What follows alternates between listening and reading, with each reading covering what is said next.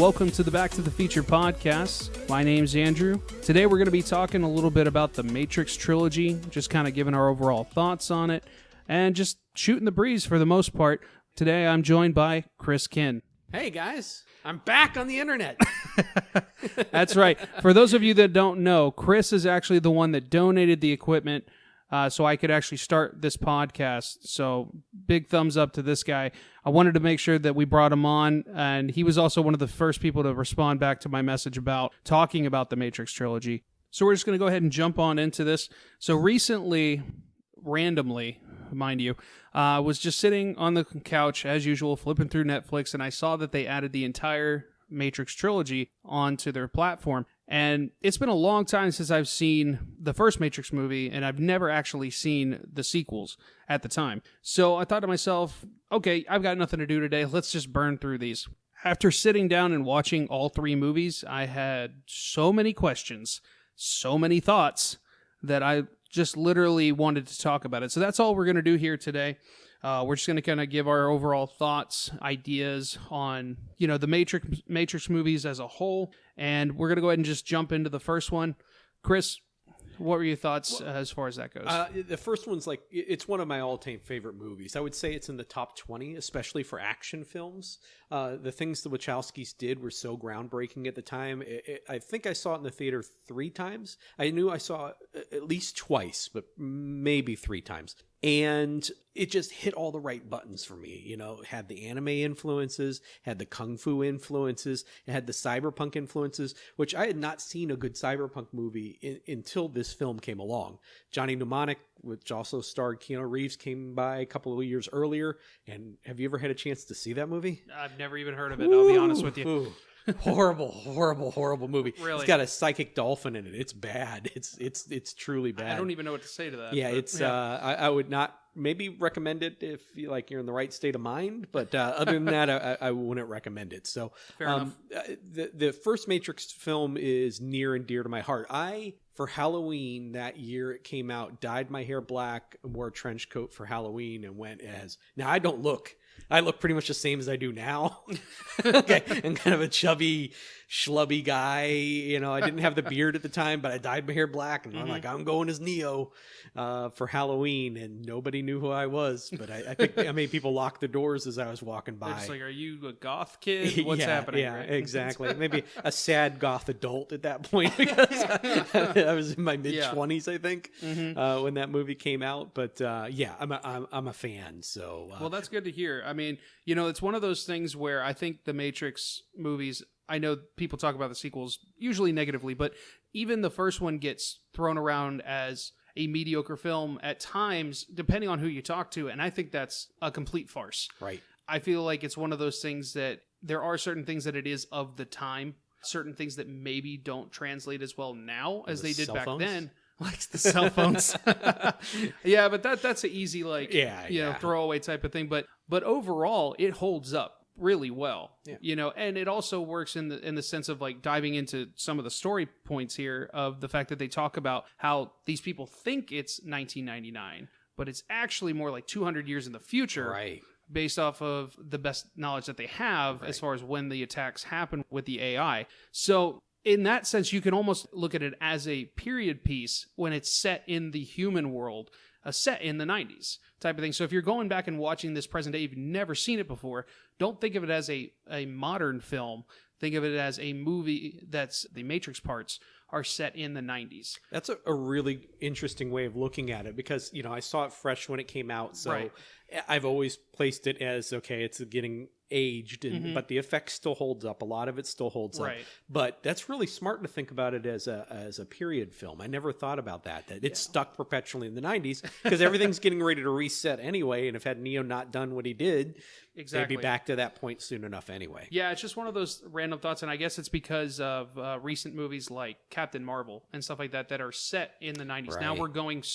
Now we're so far ahead that going back to the 90s is actually a thing. Like you can do that in film, and you can tell. There's ways to do it, and it's not like, 90s and 2000s. It's pretty much the same things. Like, no, there's things that are definitive 90s now that are 90s. Right. So that's kind of how I was seeing. And like I said, I've seen the first one before quite a few times over the years. Did you?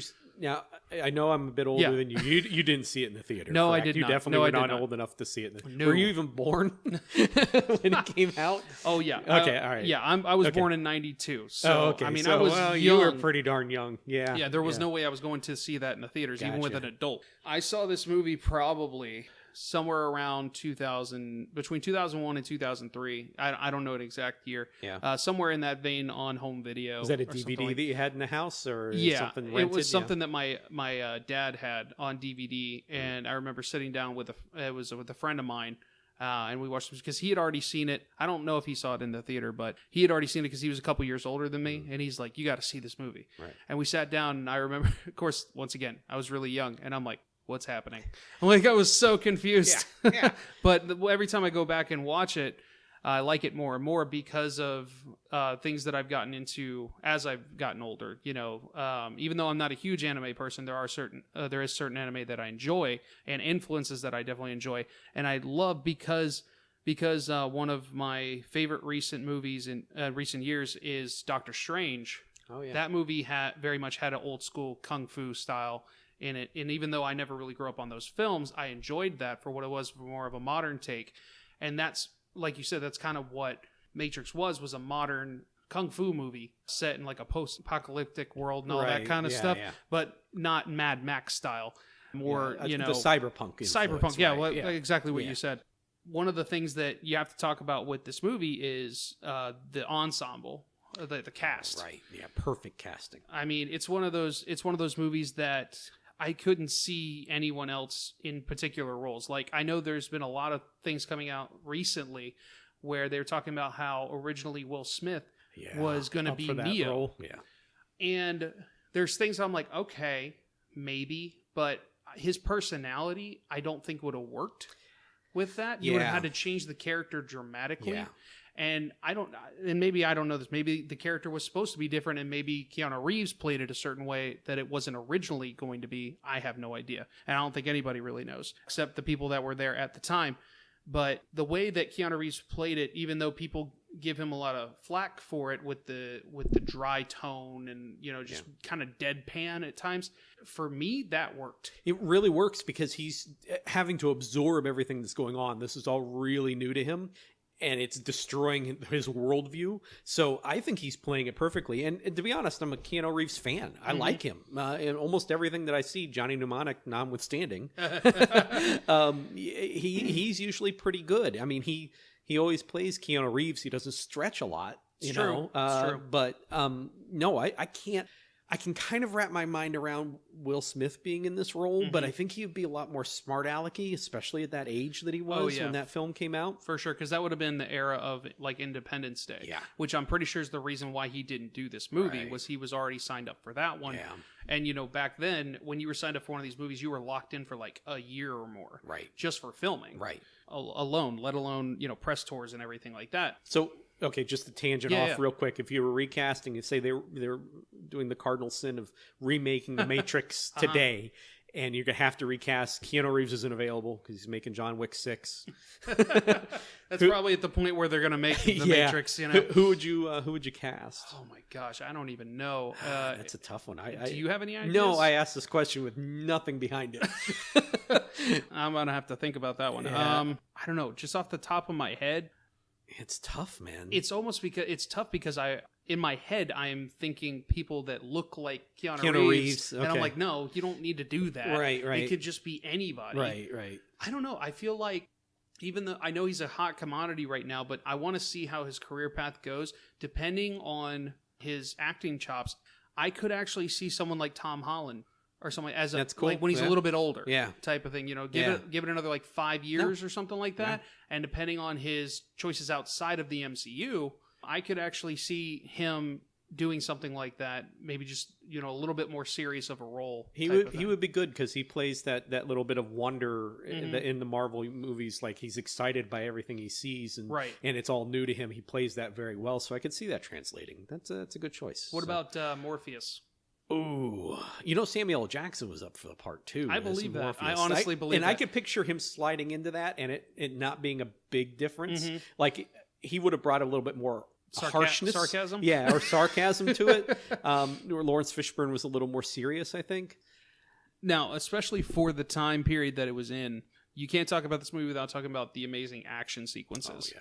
I mean, between the hand-to-hand combat, the actual like action set pieces of, whether you're talking about chases or like the helicopter stuff, everything with this movie was way ahead of its time. I know now it might not seem that way for certain people, and there's obviously they overplayed the slow motion effect and everything like that, right. but this is the movie that made the slow motion effect. Yep. Not just the typical, like, oh, we're jumping away from an explosion. Like, they dove into it and made something new out of it at the time.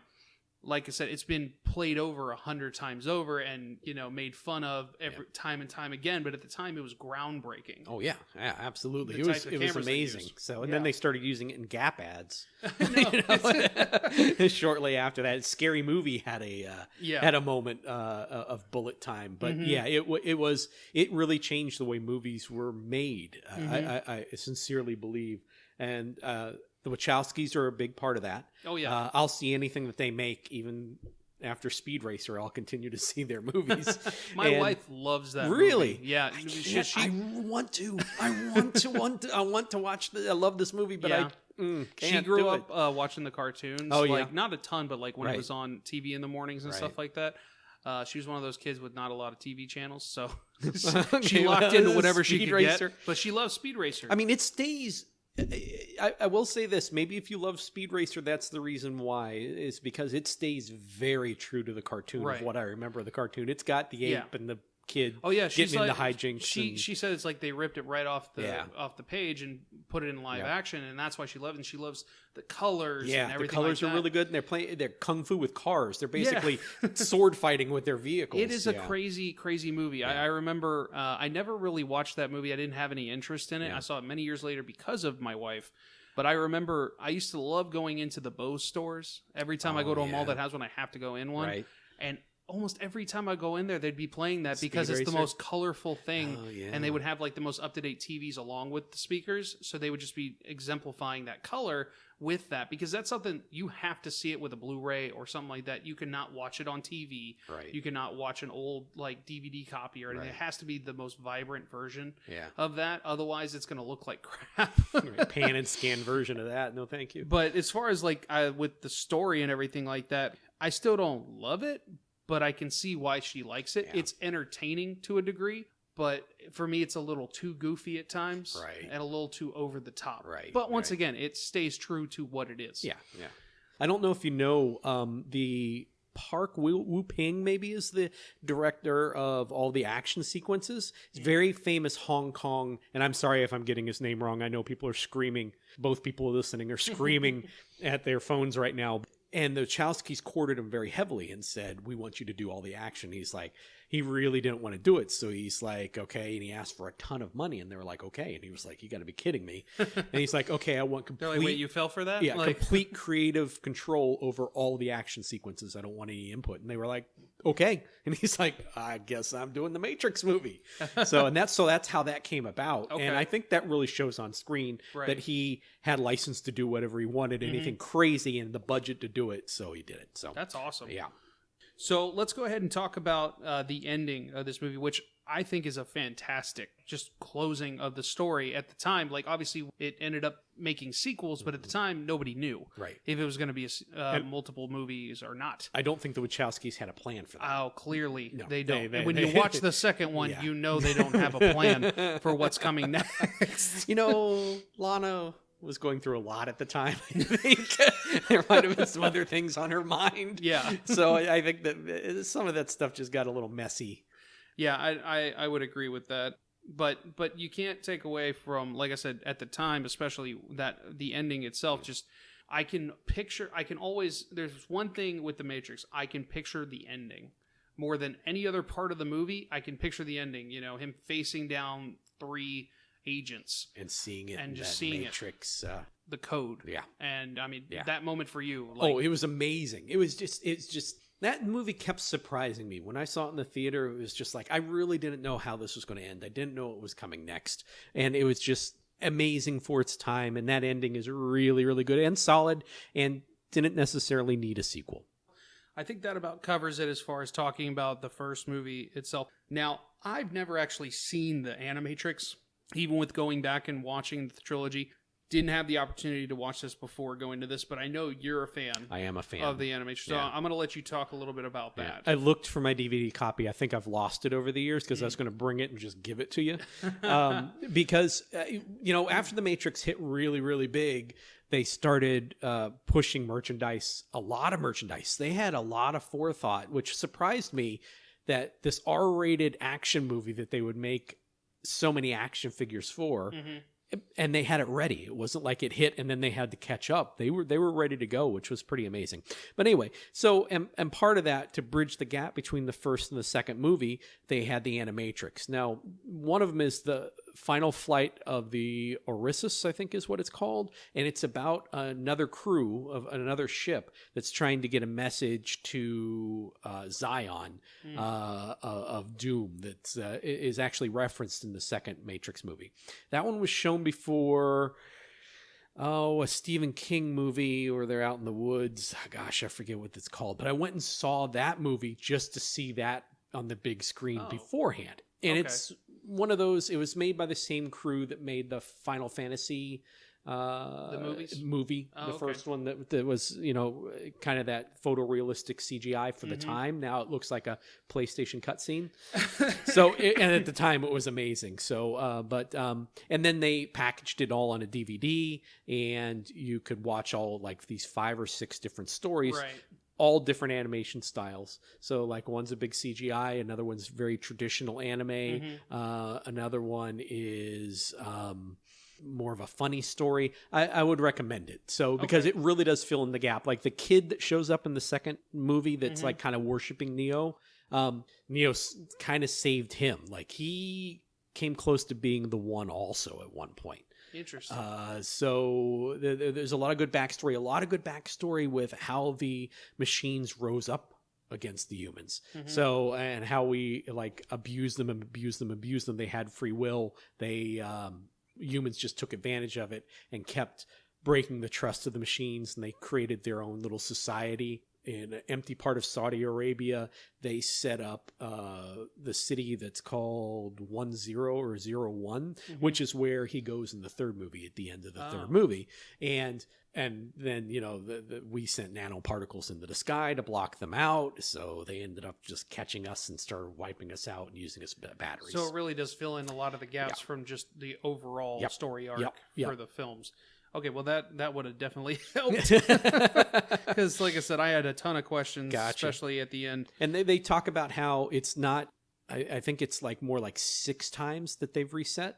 So it's like 600 years in the future compared to what they think it's like 200. Oh, yeah. okay. So they touch on that too. So. That's interesting. Yeah, that sounds a lot. I mean, I'm sure this is people taking from that, but I've seen different things. Like I think they did one with like the Halo series. Yes, Halo Legends. Legends. Yep. Yeah, and Batman did one as well. Oh, really? After Dark Knight, maybe. Okay. I think that they had an anime series that was so this has a little precedent, or maybe not a precedent. This set the precedent to be able to do like multiple animes, little anthologies. So. Yeah, they're very interesting takes on that. So, like, I'll definitely have to check that out because I think it might answer a few of my questions that I have today.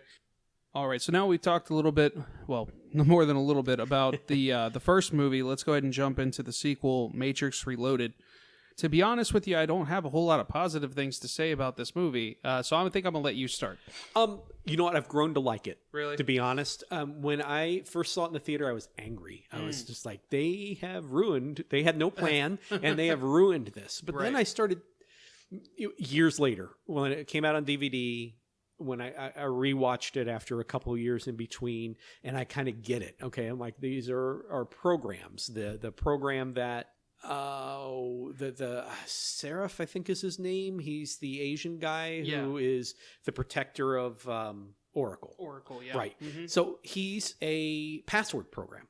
So he fights Neo at one point, and that's him giving that password authorization to let him in. Where he says, you don't know somebody until you fight them. That's so funny. funny. So that's that kind of stuff started clicking with me. Okay. So it making you're able sense to dive that into it that more? these the key maker is obviously some sort of backdoor program Right. that can get you in anywhere. So, and I've never seen that in another film. I've never seen the internet so well represented in a way that you really have to think about it. Well, then before clearly you didn't see Wreck-It Ralph 2 Breaks the Internet. You know what? No, I did. I liked Wreck-It Ralph. They did a fairly good. Okay, well, you know, there was messing Wreck-It with Ralph. you. I'm clearly messing with you. No, but anyway, go ahead. Okay, Wreck-It Ralph. Have you? I am positive there's a Venn diagram where Wreck-It Ralph and the Matrix They're part, movies they're part of the overlap. same universe. Yeah, We just don't even know it. Come on, Disney, buy it up. You know, they bought everything else. Yeah, no kidding. Who's the Matrix released by? Universal, maybe? I think it was Warner Brothers. Warner. Okay, Yeah. well, Disney will never get to touch that. Then. Oh, So, no. And I don't think Disney wants it, to be That's honest true. with you. That's If true. Disney got a hold of it, nobody wants a PG or even PG-13. Like, obviously, it'd never be PG, but they don't even Right. want a PG-13 Matrix reboot or anything like that if it ever happens. Yeah. But anyways, as far as the sequel goes. Okay, so I've grown to like it over time for Yeah. those reasons. The action set pieces, again, they amped it up. They built Sure. a highway in order to film that chase scene, which is amazing. That is one of the things I was going to say that I did like Yeah. about the movie was the highway scene. Yeah. Was probably my favorite scene of the whole movie. Now, to touch on what you're talking about with the action sequences, one of my least favorite scenes, even though there's a lot, is the part where Neo is fighting all the the monsters? no the agents. Oh, that looks like flubber. That's Oh, horrible it's looking. terrible. Man, it looks And I know that so it's bad. I know that like well, actually I don't know for sure that at the time it might have looked better. I'm sure it was probably comparable to the first Spider-Man movie when it comes to CGI, like a CGI person Right. type of thing, but it looks so cartoony. Now, especially watching so it on my bad. TV, it looked so bad. I've seen better cut scenes in most video games even 10, 15 years ago than that scene right there. And the whole time I'm just like, this is a CGI nightmare. Yeah, it's bad. Well, I know that part of the problem was that they promised us, like, you like the fight scene where he fought Agent Smith in the first movie, he's going to fight 100 Agent Smiths in this movie. Yeah. They made this promise. Oh, okay. And then the fight choreographer tried to do it, and he's like, this is impossible. We can't do it. So they ended up having to do it in CGI. So I think maybe it was a little bit of a last minute thing. Didn't have enough of a budget behind it. And I don't think the technology was there yet. Oh, yeah. I mean, and it looks like flubber. Nowadays, It's it bad. might have looked better. Right. I mean, it would still be a CGI mess, but it would be like a bunch. Well, the Avengers movies. It'd be a bunch of those characters fighting each other, Right, type right. of thing, which is all CGI. But it would be a little bit more clear and a little less like glossy face.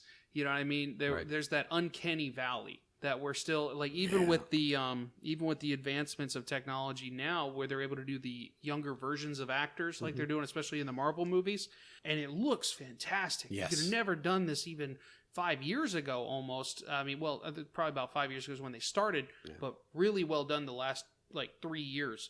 Even to that level, there's still sometimes where there's that uncanny valley of like, we're still not at the point where you can perfect a person in computer graphics. There's just not that soul behind the eyes. Yeah. There's something there. And I'll take the de-aging over the completely animating a human type of thing, like they did with the Star Wars Rogue One. Yeah. Where they what's the guy's name? It was the older actor that they had to completely CGI him. Peter Cushing.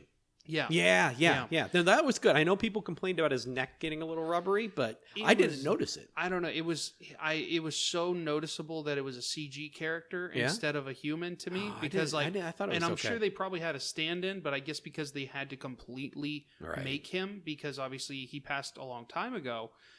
It was so much more noticeable to me than just de-aging somebody, because their facial structure is still behind the mask, if you will, and everything like that. And they're able to just kind of nip and tuck with the computer to fix the aging and everything like that. But anyway, that's just kind of one of the hangups I had, was that scene in particular. But I have to touch on probably my two least favorite scenes in the movie, if I could just go on a little bashing sequence here for a moment, if you will. I call it the 5-minute techno dance sex montage. The orgy.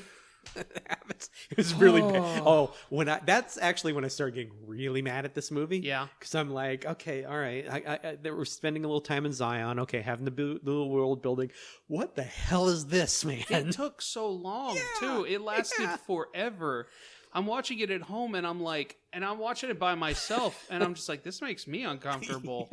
Like, let alone if my wife had been here, she'd have been like, okay, we need to change the channel. Right. You know what I mean? Right. So, like... Well, the Wachowskis Lana was going through some things again, I think. Yeah. So there's a point where Neo and Trinity are getting it on or whatever, and you can't tell who is who in that scene, which I think is maybe symbolic. Very symbolic of what she was going through. Yeah, and just the constant cutting back and forth between them and like the crazy dance party going on downstairs that's going to early 2000s techno music, even though there's no, like, I know this is the music for the movie. Right. It's different than the music that they're listening to, but I would rather listen to the music that they're listening to, which is probably just drums and everything like that, as opposed to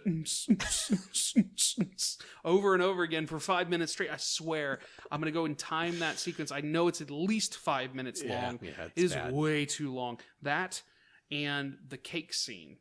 With you were talking about the programs. With the French guy. the Merovingian. What was his name? I can never pronounce it correctly. Merovingian. I'm not even. They stopped saying it in the third movie. I don't know if you noticed this. They just referred to him as the Frenchman. The Frenchman. Like they got notes saying, "Stop saying Merovingian." Nobody likes that word because it's a weird word to say. Call him the Frenchman. So that's what they call him in the third movie. Okay. But yeah, the cake scene was complete. He's really kind of unnecessary. Oh yeah. I mean, he introduces. I like his minions. Mm-hmm. I like the monsters. I like the vampire and the really? werewolf, and I do the ghosts. I like the explanation of that they were the architects. Part of the architects, one of his horror worlds that he tried to create. Because he did the Eden, and then he did a horror one, and so there are these programs that didn't want to die. So they have a choice. They can be deleted or they can jump into the Matrix. And this is what these did, which explains why we have myths about ghosts and why we have myths about vampires. Is this something that was in the Animatrix? Or? No, I think that's just that architect speech I've just heard so many times. Okay. That I think I just gathered that from it. Yeah, I guess I completely missed that one. So that's what I don't know. I like the minions because it explains that mythos, why they're there. Are the two ghost things, were they played by the Wachowskis at the time? No, they were two home improvement guys from Australia. For some reason, I thought it was them. And I don't know why. No. And I kept trying to find them in IMDb, and I had the hardest time trying to pull up whoever it was played by. Yeah. And of course, it's only in the second movie. Right. So, like, it's not like, they had a bigger presence in the third, so it's going to be easier to find. Nope, didn't have that. Yeah. So, I don't know, for some reason, and clearly, I don't know what the Wachowskis look like. You know what? And it's tough if you look at them at the time. They look very different now. They were men at that time, and now they're both women. Exactly. So I had no idea, and I'm like, maybe, but it makes sense that it's not them. Right. Now, I guess they saw them, because they filmed all these movies in Australia, which I think is part of the reason why you get some very interesting character actors playing some of these parts that look different from the American base that you would normally get, the pool. But yeah, I think they saw them on some kind of home improvement show that these guys did. And they're like, we want you to be Rastafarian albino ghosts in our movie. And they're like, okay. Yeah. But very annoyed. But yeah, when the, just to bring it full circle, I was watching once again with the cake scene.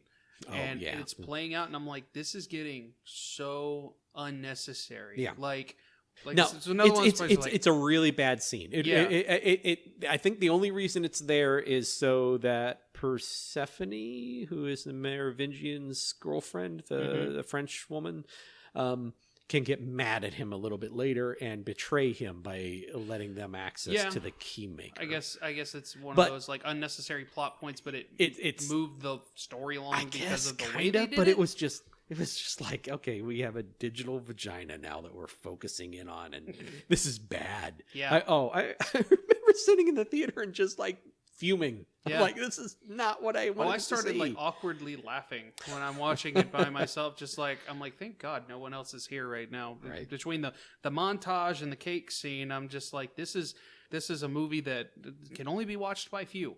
You know.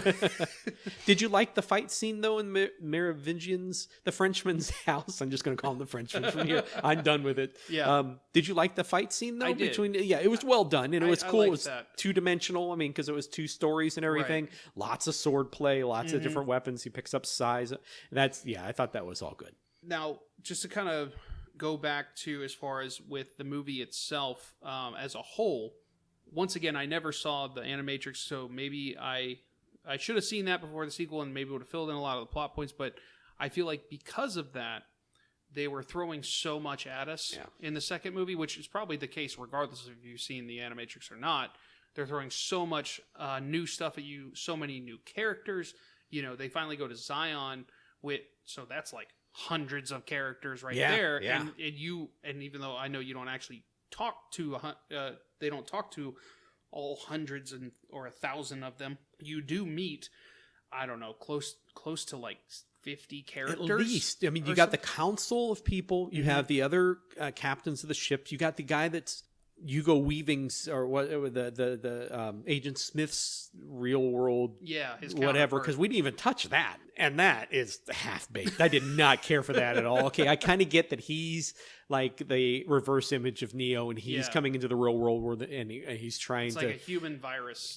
And it's not good. And I think they just really wanted Hugo Weaving back. It would have been better had they left him dead in a lot of ways. Even though I like Hugo Weaving a lot as an actor, and I think he's chewing some scenery in this movie, but unnecessary. Yeah, and that pretty much brings us to the end of the movie. Right. Now, it happens earlier in the movie where he gets brought into the real world and everything like that. And that, like you said, that was a half-baked idea. Yeah. If I've ever seen one. And I'm just kind of like, huh? How? Why? Right. I don't care about this, and I don't care a lot. You were talking about the other characters. A lot of the other characters I didn't care about. I know that Tank, who is the last surviving member of the the Nebuchadnezzar from the first movie. The actor that played that wanted like $4 million or something to reprise his role. And they were like, "That's ridiculous. We'll just kill you off, and we'll get the guy from Lost to play your brother-in-law or whatever. It's fine."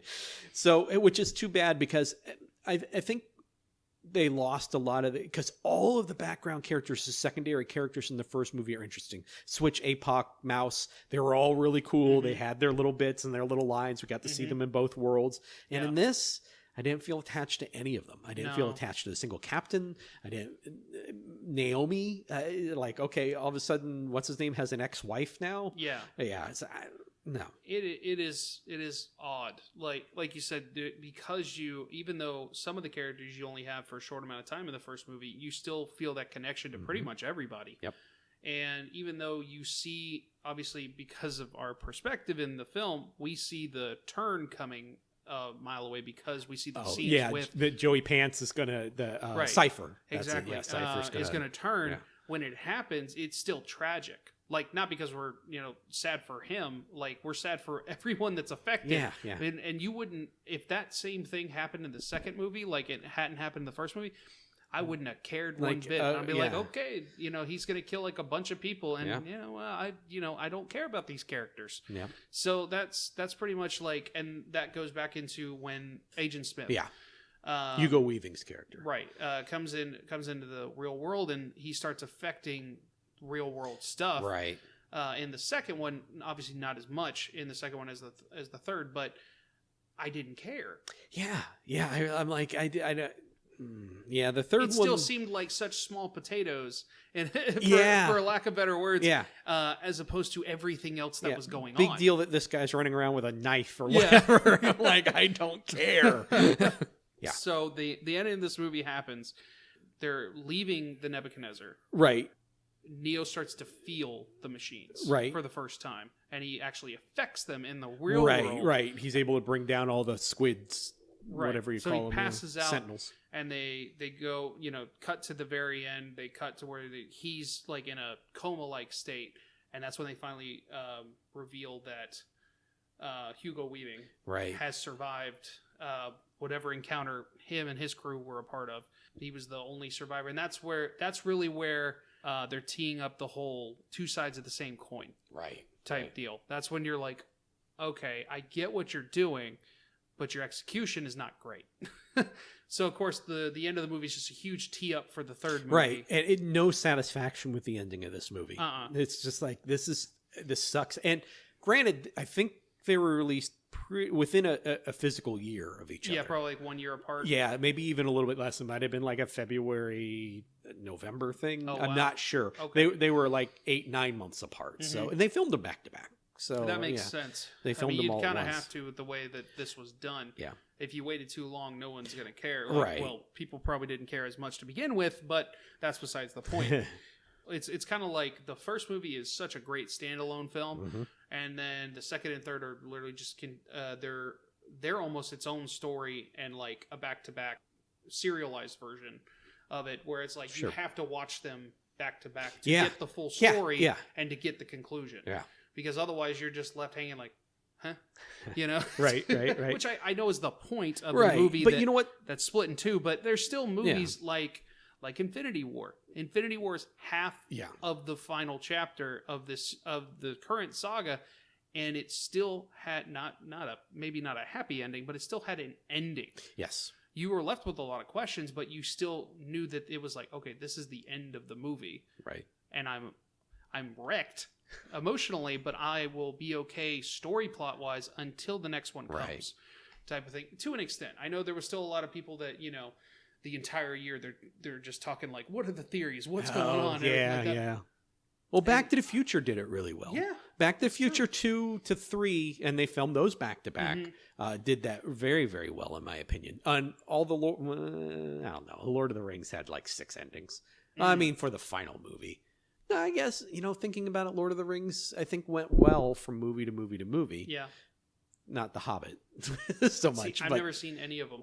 Oh, really? Not the original oh my gosh. 3, and definitely not the Hobbit movies. Wow. I knew I wasn't going to see the Hobbit movies, but I don't know. I've just never been into the fantasy. I guess that particular, like that kind of fantasy. Yeah. Like I like sci-fi. I like superhero movies, clearly. But when it comes to like medieval fantasy, not your bag, huh? And like even like Harry Potter. Really? Don't care about Harry Potter. I remember reading the first couple of books as a kid. I watched up until the 4th movie, and I was done. Wow. It was the 4th one was such a long movie, and the ending was pretty cool, but it wasn't enough overall from what I experienced in the film to want to carry on. And I like the I think it was the 3rd one. Is that Prisoner of Azkaban? I think so. I'm an omnivore with the nerd stuff. Out of the ones I've seen, that was my favorite. Yeah. That was awesome. But then going into the 4th one, I was so bored for most of the movie, and that's when I'm like, I'm done. All right. My wife, however, she loves Harry Potter. Yeah. She loves the movies. I even got her the 8-pack of Blu-ray, nice. Like the all come in one box for Christmas for her because she loves them so much. And one of these days, she's going to make me sit down and watch all 8 of them in a row. Okay, fine. And maybe I'll change my mind because I do hear that from the 5th movie on, it becomes much more adult. It gets darker. The books get darker too. To kind of bring it back to what we were talking about, so we're going into the 3rd film, Matrix Revolutions. Right. And it, like you said, it picks up right where the 2nd one leaves off. Where Neo's he's in a coma-like state. Right, and his consciousness is not in the Matrix. Right. It's in between. Right. It's the train station. Mobile Station, which is mobile is a anagram for limbo. Oh, okay.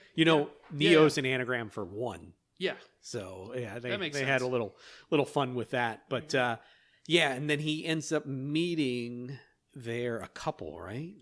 It's a couple and their daughter. And their daughter. And they were 2 programs that decided to have a child, and that wasn't allowed. Right. So they were kind of in this limbo area too. Yeah, I forget the name that they used. Outlier, I think, is what they called her, like an outlier program. Right. And he says if they, if the system finds her, they'll delete her because it's an unnecessary. Right. It's an unnecessary system or program rather. So that's what the whole train station is, to bring things from the real world in the Matrix or vice versa, and also I guess to protect these types of characters in a way. I think that was more on when they get to the Matrix, they're protected by the French guy.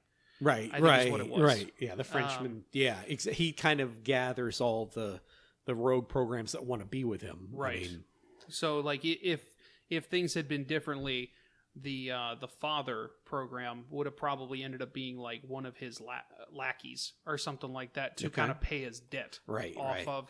That's how I see it. But yeah, Neo, he's slowly starting to find out like where he is, what's happening and everything like that. It's still very confusing. It is very confusing. And we skipped over the architect speech from the second movie also. Yeah, which go right into it. Is so dense, man, and so heavy. I remember the MTV Music Awards that year parodied it with Will Ferrell playing the architect, and I think it was Sean William Scott played the Neo type role. Really? Yeah, and he's just shouting like "Ergo, therefore," and it's pitch perfect. And I remember when I saw that the second movie and the architect came up and had that speech, I'm like, I those were all English words that he said, but I didn't get it. Mm-hmm. And it took repeated viewings to like, oh, okay, I understand. He's kind of laying out that this has all happened before and he's been through this like several times. And yeah, okay. It just takes a while. So, and I finally get it. We did jump over that. We did. That's a pretty pivotal It is scene. it is a big scene, but then, and I don't even know where I was going with that. I'm sorry. We started talking about... No, it's fine. Yeah. You were just talking about the archetype. Yeah, the architect. And, that the architect creates the Matrix and works hand in hand kind of with the Oracle, who's that mother figure. I don't know exactly what she is. I mean, she kind of knows everything that's happening, but I don't know what her program represents. I know the architect represents the building program. Right. He's a thesaurus, and that's probably why he's so wordy, and that he's helps create this digital universe. I don't know what the Oracle is. I don't know. I don't know what her. I don't know. I don't know. I still don't know. Like, this many years, and it's I don't almost like understand. she's like a search engine. Yeah, kind of type of thing. Like, but like obviously it's not the same thing as seeing the future. But like that's almost how I see her as like a search engine. But she meddles as well. Exactly. So she's playing everybody. So she's a rogue program for sure. Oh yes. But yeah, I couldn't nail down what type of program she is for the life of me. I don't know.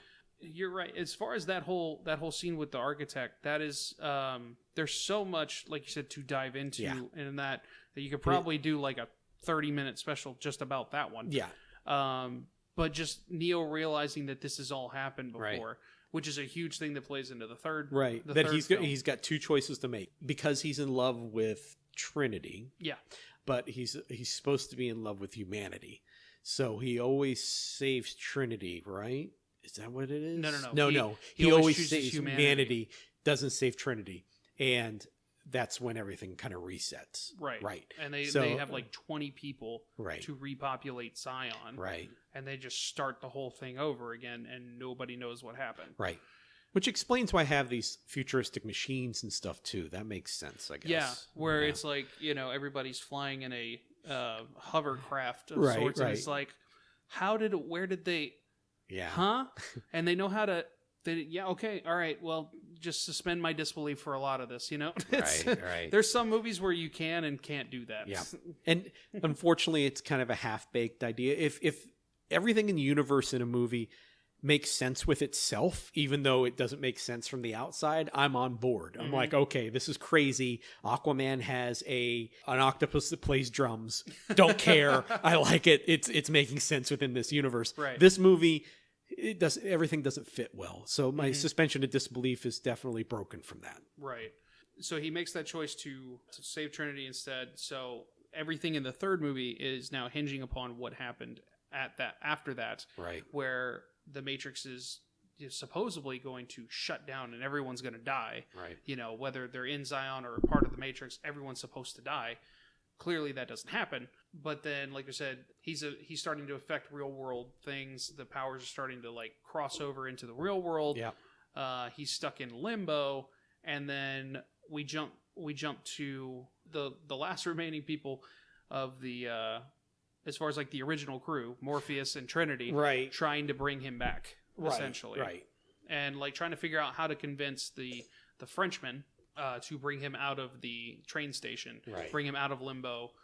And because they're seeing that he's like logged in, but not on the Matrix itself, which is there's a lot there. He's in some kind of buffering program or something. I guess maybe that would be that equivalent. Yeah, in his own brain. I do think it's funny when they finally get him out of the Matrix, that you actually see them pull the cord out of him. Yeah. So it's like, so while he was asleep, at some point they plugged him in, even though he wasn't plugged in to begin with. That's a good point.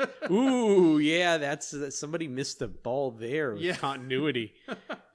And maybe that's how. Maybe they would just say that's how you would have to bring him out. I don't know, but like I feel like that would be like almost jump starting a car type of thing. To mess with somebody in that mental state and then plug them in and then unplug them. Right. It's like waking up a sleepwalker. You don't want to do that. It's never going to go well. That just sounds bad. So the third movie is, like I said, it's all hinged upon everything that happened with the architect. I keep want to say archetype. Sean Connery was originally cast for that role. Really? And he got the script that says, "No, I don't understand this," and he's like, "I'm not doing it." And so they recast. I believe that wholeheartedly. That he would just be like, "Yeah, I don't understand what's happening here," and it's like, "No, it's okay, buddy. Nobody does." He had a run where he kept passing on. He passed on the Star Wars movies. He was, I think, going to be the Qui-Gon Jinn role at one point. I think I heard that too. And he's going to be this, and there are a whole bunch of I forget what else. There are like 3 or 4 other big parts. He passed on 2 or 3 things just for League of Extraordinary Gentlemen, which I kind of like that movie. My wife likes that movie. I don't have much of an opinion on it because I've only seen bits and pieces. It's one of those movies that doesn't really catch my interest. Right. Maybe if I went back and watched, actually, I feel like it'd be worse if I go back and watch it. The effects are a little dated now. Yeah, and they did a lot of model work. With that one, I remember. Running through Venice and stuff. Mm-hmm. Yeah, they did do a lot of model work. And the tanks through the bank and all that kind of stuff with the models. So that's kind of cool. Because I'd rather see that than bad CGI. But I always take model work over bad CGI. 100%. That's true. And I heard that we're just going off a complete random tangent here. I heard that they're going to be doing a lot of model work with the new Mandalorian series. Oh, really? Yeah. So, I mean, I'm in on that. The day Disney Plus comes out, I'm signing up. Oh, I'm for sure. Definitely signing up. up. And you can't beat, what is it, $7 starting I think out? it's less than that. I think it was like 5, right? Or maybe it was 7. I'm pretty sure it's starting at $7. Obviously, it's never going to stay that amount. No. It'll last that for maybe 6 months to a year tops. But what an introductory price. They'll start bringing it up. Even Netflix, I think, started at $8. Yeah. When they went to their full streaming service and everything like that. I'm pretty sure the original price was like $8, and that was years ago. So clearly, Disney is going to make all the money. Yes. Well, I mean, they've got the Marvel, they've got Star Wars, they've got so much. Netflix has got to be terrified at this point. For sure, and considering they're losing all the Disney content on top of it, not just Marvel, but anything owned by Disney is essentially being pulled from Netflix, as far as I'm aware of. Yeah, I believe you're correct on that. Yeah, I mean, why would Disney allow them to? As soon as those contracts are up, they're like, nope, we're going to bring them over to our own. Yeah, which is sad. It is something else. It's gonna be nothing but Stranger Things to watch on Netflix soon enough. Yeah, there's so much content with Netflix that you could never watch it. No, never watch it all. Somebody added it up, the average amount of content that's on Netflix, and they said it would take you lifetimes. I believe it to watch it all. And even if you just did what Netflix produces, would take you lifetimes to watch because they buy up everything now that they can, movie-wise, series-wise, and it's great to some extent because there's a lot of things that would never get made or ever see the light of day without Netflix. And Hulu does the same thing, but not on the same level. No, not Netflix at the same scale. No. And their interface sucks. Hulu's trying to find stuff, and Hulu is just like, I just want to watch the Orville. That's all I want to do. Let me get to the Orville. That's a series I need to get into. I tell you what, the second season, this is a public service announcement. If you like Star Trek Next Generation at all, watch it. It is so great. It is so great. It's my favorite current sci-fi TV show on right now. Really? Love this show. I've never watched any of the Star Trek TV series. Only Star Trek I've ever watched was the movies themselves. So that's I know Star Trek in as far as the basis of it and like what it's about. But yeah, as far as my knowledge of Star Trek, it's pretty much only what I've seen in the movies. Gotcha. So there'll be some things that go over your head, but I don't know. The first season, it's kind of got a little bit of that Family Guy humor, which is like, I don't know, live action. Do they go more serious with They the go second? a lot more serious, but then they have really good human moments of levity that are extremely funny. You know, they've got some characters that are definitely there for the yucks, but then they humanize them quite a bit and make them interesting. So give it a shot. Give it a shot. Maybe Fair enough. Watch like halfway. You won't miss anything by watching the first season. You could probably skip half of that. Maybe it lasts 3 episodes of the first season, and then all of the second season's great. Good to know. Well, Yep. clearly, we'd much rather talk about other things than the Matrix dear God. movies. Yeah, this is a Matrix podcast. Is what we're talking about. So I'm trying to think where. The where third next movie's part- just not good, and it's a mess, and we don't want to talk about as it. bad as the second movie is. At least it sticks in your brain because of how bad certain parts are. The third one is just kind of like they're trying to wrap up everything and yet not at the same time. So like you said, it's kind of forgettable. Yeah. But just because it's fresh in my mind, I know that kind of touching on what we said as well. The second movie, there's just still so many characters. Yeah. They're not necessarily throwing anything new at you, but you're still almost playing catch up on the second movie when it comes to who these people are, where they came from. Right. I mean, other than the fact that it's Zion, just in general. So once again, when like the big battle happens between the machines, when they break through the walls and start attacking visually, humans, that's beautiful. Yeah, visually it great. looks pretty good. But once again, when everyone's dying, I don't care. I don't care about all. the grizzled captain guy. Yeah. And he makes it like he's the last one, and then he just gets like sliced to pieces and everything. I'm just like that. Okay. Yeah, he's gone. You know, the one Maybe decent it's the character. actor. I don't know. He's not the best actor, but at least it was like this is the kind of guy that should be leading this group. So it's like, yeah, okay, I'm behind that. You know, This is the kind of like the asshole, if you will, right, of the leader. You know who I would have liked to have seen in that role, who played a similar role in Avatar, Stephen Lang. You know, I realize he's been in a mech before, but it's literally that's so funny because I was literally going to say that's something else right there that James Cameron could be accused of stealing is the mech suit and the stuff. mech suit type thing. But you know what? It's very prevalent in anime too. Oh though. yeah, I mean there's so many versions of it, Yeah. and so many movies have done it. So I can't say that. But when I saw it, I was like, that looks exactly like the suit from Avatar at the end of the movie. Right. I was laughing pretty hard about that one. Yeah. And so we let's just jump straight to the end. Yeah, as far as with this one, with Neo kind of becoming Jesus. He's blinded. Yeah, he's blinded by the human in the version real world of Hugo Weaving's Agent Smith. Agent Smith. He's fighting Hugo Weaving in the ship. He gets blinded, which I didn't see that one coming. No, Since I hadn't seen this movie, like I definitely didn't see that scene coming. That was something like, and it was disgusting looking. Like he was definitely never getting his sight. No. They were craters in his eyes. They were, That was weird. Yeah, and it's like, my action star of this movie is now blinded. Yay! The one character I really cared about is now blind. No coming back from that. And then he gains his sight back, almost like Daredevil, and looks exactly like that's a good call. Daredevil in the movie Daredevil. Right. Where it's like everything's on fire. Right. You know, so that was when I saw that, I was like, Daredevil. I did not put that together, but it's Daredevil vision. Yeah.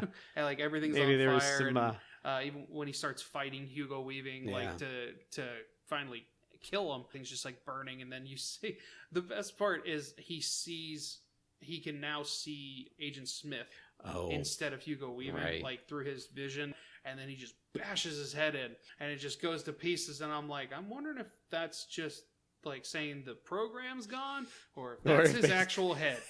Like, that's where my digital head went. Splatter. Yeah, I'm glad they kept that digital. That's gross. Exactly. That would have been. I'm like, what am I watching? The Walking Dead. Yeah. So and then. And then he, has the big fight at the end with billions of Agent Smiths or whatever. But it's just one-on-one. Everybody else just likes to watch, I guess. Yeah, that was a little odd. So I think because it was the Oracle version of Smith, because he takes over the Oracle. Yeah. And that's the one who he ends up fighting. Right. That's why he has like those moments where he's like, wait, have I done this before? Have I said this before? What do you say something now and then I say something. Like he's like almost like commentating on what's happening in the film, or like what's supposed to be happening in the movie, because he knows, to his extent, he knows what comes next. Right. And that's why, so like when things start changing, he's like, no, this isn't how it's supposed to go. Right, like right, starts right. freaking out. That guy, the guy that plays Agent Smith. Yeah. This is another one of those, like, kind of like with the Keanu Reeves thing. He gets a lot of flack for this role because I think he's typecast because of it. And I don't think so much now, but like back at that time, yeah, until he did Elrond in Lord of the Rings, I think. Yes, yeah, and even that's a little robotic because he's an elf. Yeah, like once again, I didn't see that, but I can picture it, right? Because I know a little bit about those movies. But I do feel like he almost got typecast because of that, doing 3 movies in a row, and like the kind of like overly animated face. So like everything I talk about, I have to keep my mouth open. Mr. Anderson, over and over again. Like, I mean, how many times do you need to say the guy's name?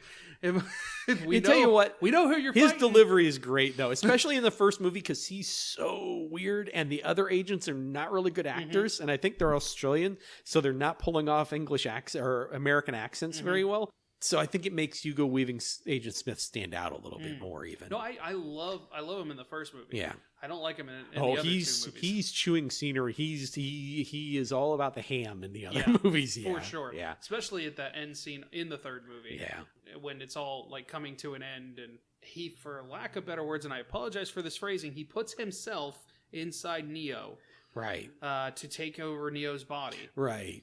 But then it causes a reverse effect where now Neo is controlling all of the Agent Smiths. That's right, yes. And obliterates them. Like he ends himself to end all of them. Right. That's essentially what happens. And he's just like, no. And like I said, once again, the overly animated, dramatic acting and everything. Bathing like in the river of ham acting style, yes. And that's fun. When you see that he's gone, you see that it's the Oracle the whole time. So that's finally when you're like, oh, okay, that makes sense of why he was saying the things he did. Because at first I'm like, what is he? Why is he talking like that? Because he has all the Oracle's information. Because he has the Oracle's powers and everything like that. So like the whole time I was trying to figure it out, and then finally, at least they answered that question. Apparently, she survived. She's at the end with Seraph and the little girl. Yeah, right. Well, that's what I'm saying. Like, I thought she was dead. Right. Because she's like laying in the pit. Right. But obviously the agent thing's not a part of her anymore. But I thought she was gone. Right. And then at the very end of the movie, she's alive with, like you said, Seraph, and the architect is there. Oh yeah, the architect is there. Yeah. I think for like a brief moment, and they're kind of like you said, basking in that moment of like Neo is Jesus. He saved us all. Right. Will he come back? Maybe. All that kind of just leaving the door open. Right. For that possibility. Like they're never gonna do it. In my opinion, I really hope not. I really hope not too. Like they're never gonna do it, but they left the door open for, I guess, more for interpretation. Right. Not so much that they could do a sequel, just more for the interpretation. That makes sense. So if they do one, they do the Matrix 4 or whatever. You going to see it? I feel like I'd have to. Yeah, I think I'd see it in the theater for sure. I think I'd be there day one. Yeah. But again, I'm a Wachowskis. I'd have to see what that looks like. Also because now I am a big Keanu Reeves fan. Not because of these movies. Like, I like him in these movies, but I love the John Wick films. Oh, those are good movies. Love those movies. Like, I remember I didn't catch the first one in theaters. It wasn't in theaters very long to begin with. I saw it on video. It was one of those. I like rented it from Redbox. And I heard really good things. I watch a YouTube podcast, Collider. They used to be way back in the day. There were AMC Movie Talk. There was a guy on there, John Campia, that was like, "Listen, I thought this movie was going to be garbage. Like, just Keanu Reeves doing another action movie. Yeah. Whoop-de-doo. Direct to video release. He's like, why is this movie coming out in theaters? I don't understand. And then he saw it and he's like, people need to watch this movie. And me and him, we have very similar tastes. So I'm like, okay, let's give this a shot. It only cost me $1 to rent.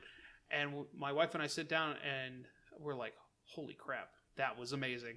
And then the second one comes out. I was like, yes, that one's still amazing. So I'm super pumped for the third movie to come out in a week. literally. I think it's a collaboration of the stunt guys from the Matrix are a big part of the John Wick. Like, really, I think maybe even the director was one of the stunt coordinators for the Matrix movies. I believe. I'm not sure about that. I know that, but I do know that the I think I've heard things where they actually used some of the choreographers and like stunt coordinators. They pulled them from the John Wick movies over to when they did Winter Soldier. Oh, because they loved the hand-to-hand combat. That's where I love the Winter Soldier. That's one of my favorite MCU movies. The hand-to-hand combat in that movie is like second to none when it comes to Marvel movies, because they don't do a lot of that. You know, it's a lot of more like almost like distance fighting with certain things, because it's all powers. Well, Cap doesn't have powers. He's just strong. So he's just fighting people left and right in that movie. And that's why I think I love that movie so much, is because there's that influence from the choreographers from John Wick. Right. Which is nothing but like hand-to-hand combat and shooting. Yeah. So apparently he was Keanu Reeves' stunt double. Really? For the Matrix. The director? The director of the John Wick movies, yeah. So that's crazy. That's how they first met. Talk about full circle. That's awesome that we were able to tie that in. I mean, between that and the fact that they got Lawrence Fishburne to come play in this world with John Wick and everything, you know, it's like a big reunion for them. Yeah. So I know all they need is Carrie Ann Moss to show up. This is all you need for like Matrix sequels. It's just the John Wick that's movies. True. Like, I don't need another Matrix movie. Make all the John Wick movies you want, provided they're good. But I trust these people. Like, I trust Keanu Reeves in this role. I trust the writers, the director, and everybody that's a part of this cast. That's why I'm not nervous about the third movie or anything like that. Like I said, I trust their vision. I love the way that they're going story-wise with these movies, and that series alone has made me a big Keanu Reeves fan. Yeah, I've been a fan of his since Bill and Ted, and I love Bill and Ted movies. I can't wait for the third one to come out. That's going to be interesting. 25 years later, I'm gonna sit down and watch the first two before the third one comes out, because that's something I have not seen. Oh yeah. I don't know how well they've aged. I think that I have a place in my heart for them because I loved them when I was young. Yeah. And now it's just like, ooh, well, you know, it's like 80s teenage movies. They have a very distinct style. And those movies in particular, I'm sure, have a very unique style of comedy and everything else. They use the F word for gays at one point. I'm like, oh, that's not aged well. That's no.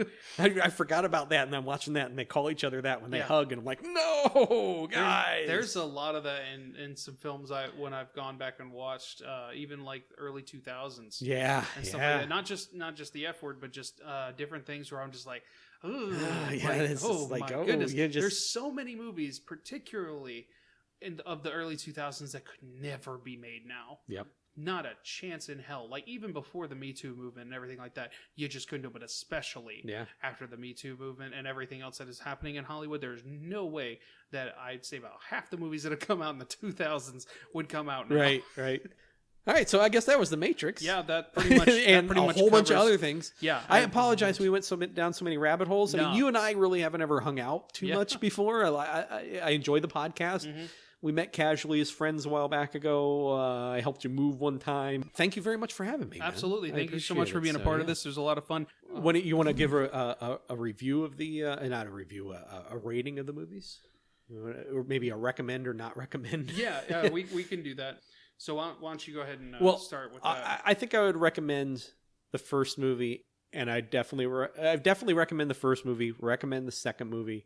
Just pretend the third movie didn't happen. It's just like, oh, the series ended on a downer, and that's all that really happens. It's left up to your imagination. Interesting. And the Animatrix is probably better than the second and third movie put together. Okay. Although it does feel like homework at times, and you know, the video game not so much. We talked a little bit about the video game off air, the video games, because there were two of them. Wouldn't recommend those, although you enjoyed the game. I did, just because it hit me at the right time, at the right age. And honestly, it was only because I had so many cheat codes that I could pretty much do whatever I wanted in the game. Nice. Other than that, I don't ever remember anything about the story from that one. Well, they filmed that while they were filming the movie. So Really? Jada Pinkett Smith's character is one of the main characters, and her associate, whose name is maybe Ghost, I think is his. They filmed all their scenes. There were points where she would say, "Oh, is this for the game or the movie?" And they'd be like, "Don't worry about it. Just film your scene." So, but anyway, we'll figure it out. Yeah. Yeah, and for me, I would say I recommend the first movie, and that's pretty much it. Part of me wishes that this was just a standalone movie and nothing more, but that's just where I'm at after watching all three of these movies. But enough about what we think. We want to hear what you think, so make sure to comment in the comment sections below, like, dislike this video, whatever you feel like doing, but definitely subscribe to our YouTube channel, Spotify, and SoundCloud. Once again, this has been the Back to the Future podcast. I'm Andrew. I'm Chris. Thanks for joining us, and remember, choose the blue pill.